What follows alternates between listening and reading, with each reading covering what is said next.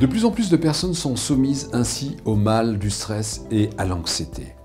D'un point de vue biologique, le stress est l'ensemble des réponses d'un organisme soumis à dépression de la part de son environnement. L'anxiété, de son côté, est une émotion qui peut soit exprimer une vive inquiétude, soit un pénible embarras. Le stress peut avoir diverses sources. Quelquefois, il provient d'un manque de confiance en soi ou d'une recherche démesurée de la performance.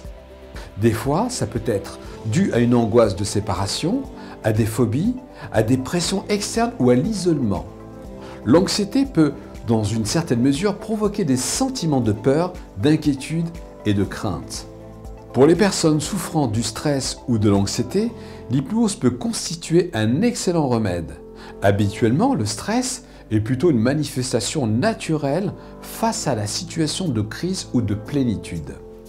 Cette situation peut se révéler extrêmement problématique si elle devient incontrôlable.